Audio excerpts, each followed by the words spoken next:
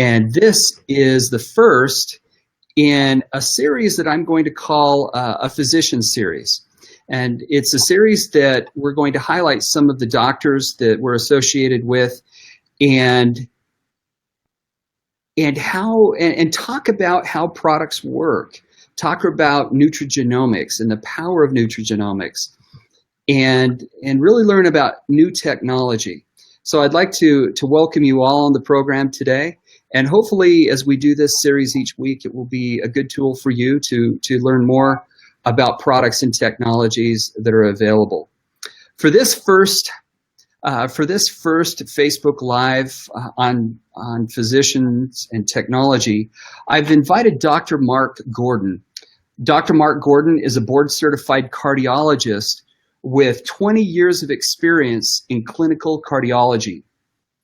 He served as governor for the state of South Dakota for the American College of Cardiology and was the director of medical education at the Avera Heart Hospital during his tenure there. Mark has always had an interest in preventative medicine and has recently completed a fellowship program in anti-aging and regenerative medicine through the American Academy of Anti-Aging Medicine with the University of South Florida School of Medicine. I also want to mention to you that as we're talking with Mark, you can comment in the comment box, and hopefully if you have any questions and if we have time, I'll try to pose those questions to Mark so that we get answers to any questions you might have. So without further ado, let me welcome Dr. Mark Gordon to our broadcast today. Welcome, Mark. Thank you. Thanks for having me on. It's an honor and a pleasure to be here.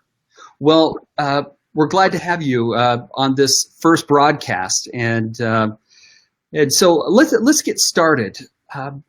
You know, one of the most common today, the topic that we're going to discuss is NRF2, and one of the most common questions that I get is, what is NRF2, and what role does it have in the body? Can you explain that to us? Absolutely. So NRF2 is what I call a messenger protein or a transcriptional protein, and its job is when it gets activated, it goes from the cytoplasm of the cell into the nucleus, and then it attaches to a very specific segment of DNA called the antioxidant response element. Then what happens is there are about 3,000 genes downstream on that strand of DNA that either get activated or deactivated. They get upregulated or downregulated depending upon what they code for. And in general, what NRF2 does is it turns on or it upregulates the anti-inflammatory, antioxidant, and anti-fibrotic proteins, and it downregulates the pro-inflammatory and the pro-fibrotic proteins. So the net effect is a significant reduction in oxidative stress by upregulating the good and downregulating the bad. I'm not a scientific person, but that sounded fairly scientific. So basically, kind of in layman's terms, it turns on the oxidative ability of the body to lower the oxidative stress in the body. Is that? It turns on the genes that code for antioxidant enzymes, things like superoxide dismutase, catalase, glutathione, and hundreds of others. And those proteins, once they get made after activating the genes, they go and they scavenge the free radicals. And so oxidative stress is the damage that is caused to our cells by the effect of the free radicals. And free radicals are produced from just normal metabolism of food. We eat food, we burn that as fuel, and we create energy in the form of ATP. But we also create these toxic molecules called free radicals. And the free radicals are what cause the oxidative stress that lead to cellular damage, disease, and ultimately death. So as we age, our ability to produce these antioxidant enzymes declines. And that is just a function of age. And so when we get older, we actually age faster because the free radicals causing this damage to our cells leads to not only damage to our cells, disease, and age and death, but it also leads to the entire aging process.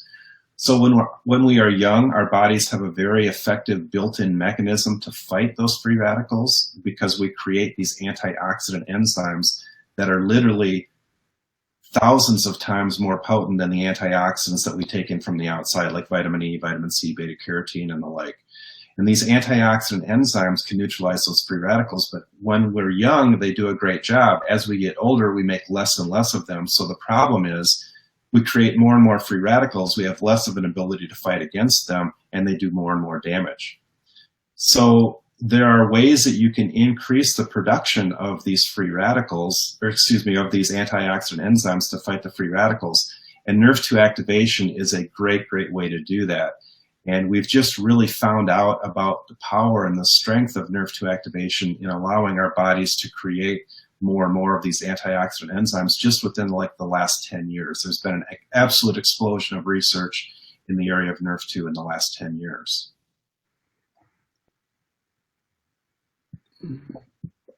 So this explosion of technology that's coming out as we learn more about NRF2 activation or NRF2 activation, what originally intrigued you to study about NRF2? Well, it was really interesting because, you know, I finished all of my medical training in the mid-90s, and that's about the time when NRF2 was actually discovered. And so I learned nothing about NRF2 when I was in medical school or my residency or my cardiology fellowship program. And even today, they're not teaching about it in medical schools. I talked to a gentleman who finished his medical school and residency program about a year ago. And I asked him, what did you learn about NRF2 in medical school or in your residency program? And he said, absolutely nothing. They aren't teaching it. And the reason why is because up until very recently, there had not been any drugs or any ability to activate this NRF2 pathway, and therefore they weren't teaching about it. So when I first heard about NRF2 or NRF2, I was very intrigued. I'm thinking to myself, why on earth didn't I learn about this in medical school? I need to go learn as much as I possibly can about it. So that was about the time when I started thinking about doing a fellowship in anti-aging medicine. So I learned everything that I could about NRF2, the importance of it in health and wellness and so forth. And then I attended these anti-aging conferences. And two of the speakers in the 2.5 years that it took me to get through that program, two of the speakers talked about NRF2. And so these are specialists in anti-aging, functional medicine, integrative medicine, and so forth. And each of these two presenters said, this is the first time I'm talking about NRF2 because it's so new, but it is going to be such a big, big deal that you guys need to know about it. So I was, you know, sitting on the edge of my seat since I'd already learned all about NRF2, you know, wondering what it was that they were going to say. And they were talking about the importance of this as an anti-aging pathway and so forth. And then they talked about some natural ways that you can activate NRF2, like there's a compound that's in broccoli called sulforaphane that activates NRF2 very weakly. And they talked about some other things that are weak NRF2 activators as well. So at the end of the presentations that they gave, both of them, I had the opportunity to actually educate the entire class a little bit more about NRF2 and some other ways that you can activate NRF2.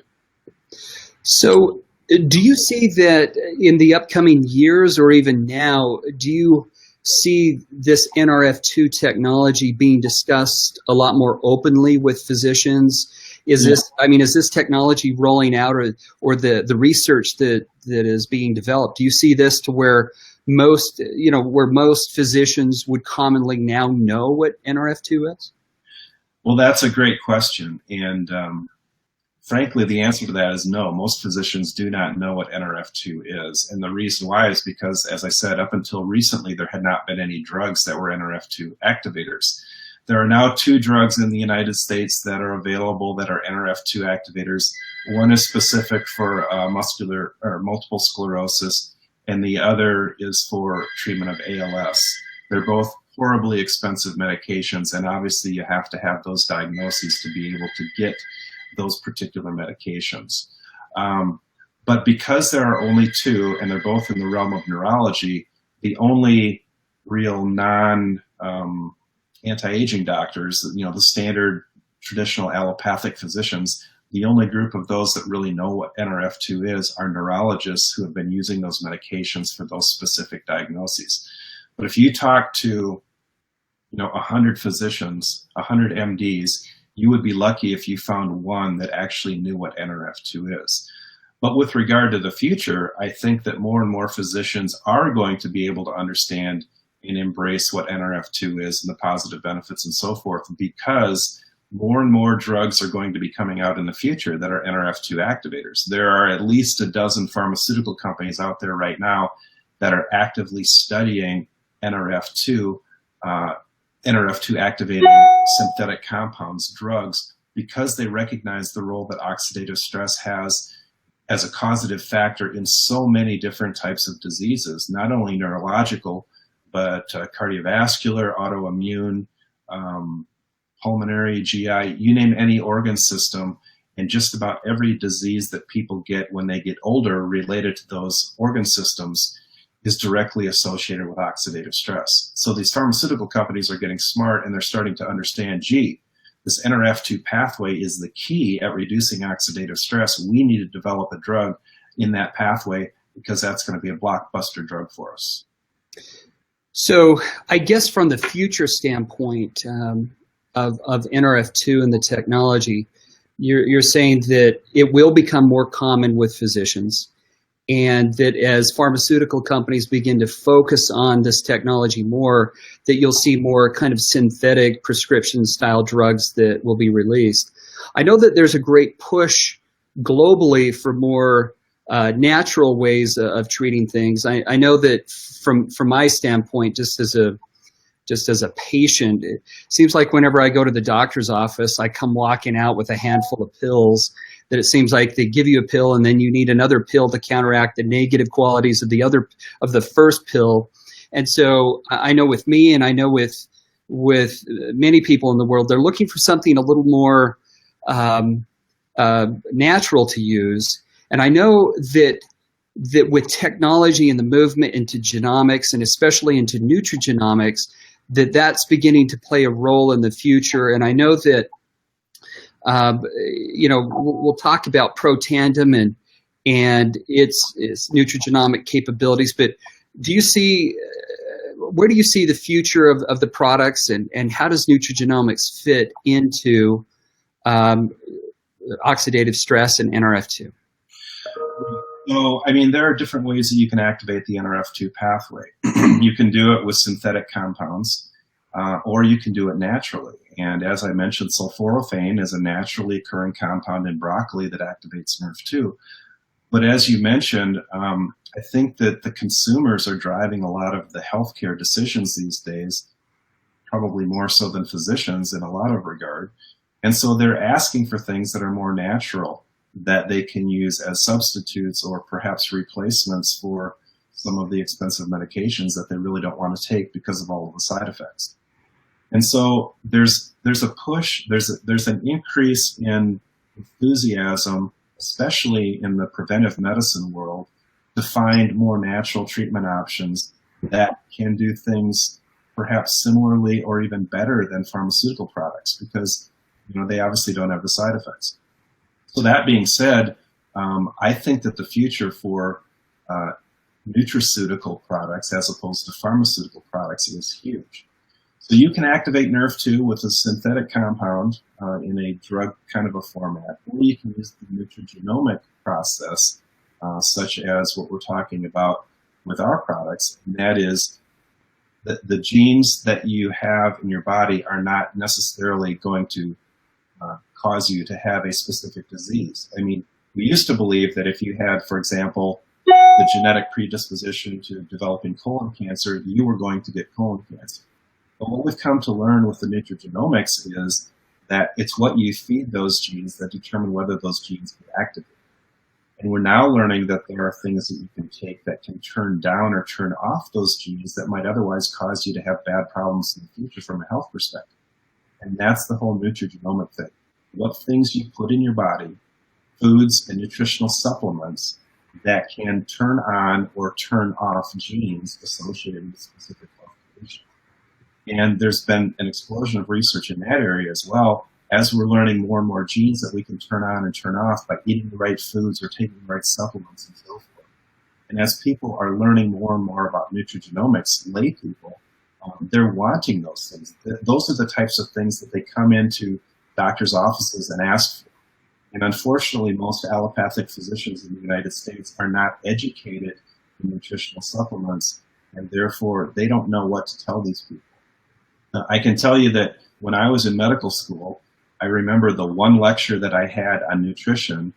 The instructor got up in front of our class of 200 medical students and said, the only thing that nutritional supplements do is give you expensive urine. And unfortunately, that's the mindset of a large proportion of physicians that are out there in the world, because since they don't understand the positive effect of nutritional supplements, especially in the nutrigenomic world, because they don't understand that, they don't recommend it, they don't buy into it, and frankly, they don't have any education to allow them to make an educated recommendation for their patients in that regard. So let's move on in topic to new technologies that have come out in nutrigenomics and the ability to upregulate gene expression, which helps with oxidative stress, and that would be Protandim Nrf2. How did you talk to us about your exposure to the product and how, what intrigued you about Protandim and the technology that it has? Well, when I was still practicing as a cardiologist, I'd always had this interest in prevention. And so I was open to looking at different nutritional supplements and so forth and seeing what the research was related to them and their protective effects or their preventative effects and so forth. And so it was not uncommon that because I was known as the preventive guy, people would come to me, patients would seek me out and say, hey, Dr. Gordon, I started taking this new supplement and it's got this and that and the other in it. What do you think about it? So the first thing that I would do when I would get one of those patients is I would go to PubMed.gov and I'd type in the name of that particular product and I would see what research, if any, there was. And 99% of the time, there was zero research out there. And so I would go back to the patient. I would say, I can't tell you if this is good or bad. There's no research on it. And therefore, I don't know if it's going to do anything good for you. So I can't make a recommendation on it. So when I was first introduced to Protandim, I was asked to watch an ABC News investigative report that was done back in 2005. Maria Williams was the one that sent that link to me. And I watched it, and as a skeptical physician, I was intrigued, but I wasn't ready to jump on board. I needed to do my own due diligence. So what I did is I went to PubMed.gov, which is where I always went for medical research, and I typed in Protandim. And this was back in November of 2010, and at that time, I believe there were 7 published peer-reviewed scientific studies on Protandim. And as I was reading these, I didn't even know what Nrf2 was at the time. That was a completely foreign concept to me. And so as I was reading these studies and I was looking at the universities that were doing them, and they were very reputable places, I was looking at the journals that the articles were published in, and I was very, very impressed, not only with the universities and the journals, but with the findings that they had on Protandim, what they were studying and what the results of the studies were. And then I came upon this one article that was published in the journal Circulation, which is the journal of the American Heart Association. And so obviously as a cardiologist, that really spoke to me, and that really was my epiphany moment where I said, this isn't snake oil. The American Heart Association does not publish articles about snake oil. So I was all in at that point. I said, I need to learn everything I can about this. I jumped on the research bandwagon, and I started researching not only Protandim, but oxidative stress and Nrf2, and learned absolutely as much as I could about it. And then I was just absolutely blown away at the research that I was finding on Nrf2, all of the different health conditions that were being studied. There's an article from Washington State University from February of 2015 that is a great review article talking about Nrf2 and how it's been studied in a variety of different diseases and what the effects were that they have found. And so that's something that I always recommend to healthcare providers who show an interest in learning more about Nrf2, because it's probably the best short review that they can look at to get a baseline understanding of Nrf2 and the potential future that Nrf2 has in treating so many different health conditions. And, I know that from the company standpoint that they'd want me to mention just that, that the company makes no specific claim with their product Protandim Nrf2 that it treats, that it I can't remember all the statement for that it treats, diagnoses, or anything with a medical condition. It's definitely a nutrigenomic, nutraceutical product that does reduce oxidative stress in the body. And I know that when I first watched that ABC Primetime video, that it was like, wow, that was quite amazing, some of the information that was coming out there. So what is Protandim Nrf2? How does it work? Mm-hmm. So Protandim is a combination of 5 plant-based ingredients: green tea, turmeric, milk thistle, ashwagandha, and bacopa. And when they were originally looking at the ability to increase the body's production of SOD, superoxide dismutase, they were testing individual plant compounds, and then they started putting them together in groups and stuff. But basically what they found is the combination of these 5 ingredients together enhanced the effect 18 times above any one of the individual ingredients. And so that's how they came upon Protandim in the form that it is today.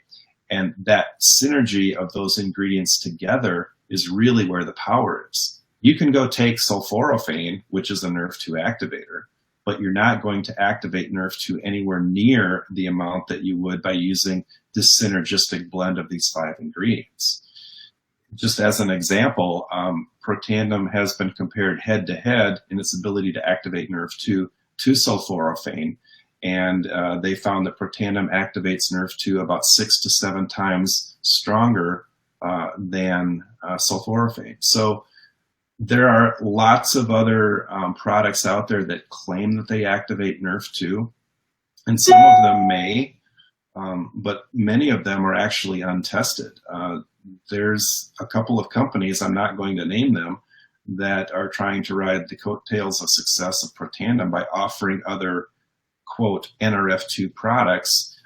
But when I've called the companies, and some of the companies I've done business with before, when I call them and ask them for research, they have to admit to me that they have no research on their completed products.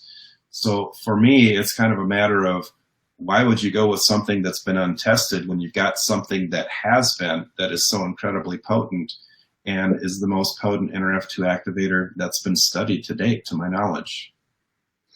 Yeah, I know that we had been discussing kind of a comparison of Nrf2, of Protandim Nrf2 to some of the pharmaceuticals that are out there. And I guess in very broad terms, what have we found, without naming names or others, but what's the comparison? So, as more and more pharmaceutical companies come out with Nrf2 activating products, there's going to be more questions of, okay, which one's stronger and so forth.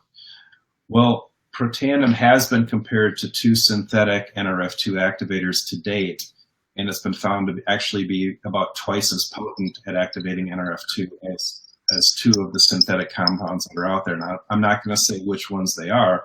You can go find out for yourself. There's a study that you can read that actually shows that. But the pharmaceutical Nrf2 activators are typically single molecules, okay? So it's one compound.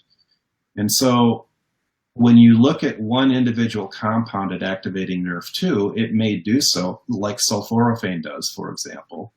But when you have synergistic action of 5 ingredients that may all be activating Nrf2 in a little bit different spot, that's where the enhanced effect, the 18 times increase in activity occurs with Protandim. And I think that's really the beauty and the power of Protandim, is the fact that we have that synergistic action that significantly increases the potency at activating Nrf2. And so for the future, certainly pharmaceutical companies are going to jump on board, develop Nrf2 activating drugs, which is fantastic. And there's a variety of diseases that need Nrf2 activation. But when you can activate Nrf2 in a natural way, in a synergistic fashion, such as what Protandim does, and then you allow the body, by reducing oxidative stress, to do what it needs to do to help its own health conditions. That seems like the wave of the future for me, and certainly what the masses are wanting in more natural treatment options. All right. Well, Dr. Gordon, thank you for joining me today, and as well as many others who are online watching your presentation. And thank you for letting us know about the history of NRF2 as well as the future of it, and how Protandim NRF2 plays a role in that future of NRF2 activation. So thank you for being with us today. I've enjoyed listening to you.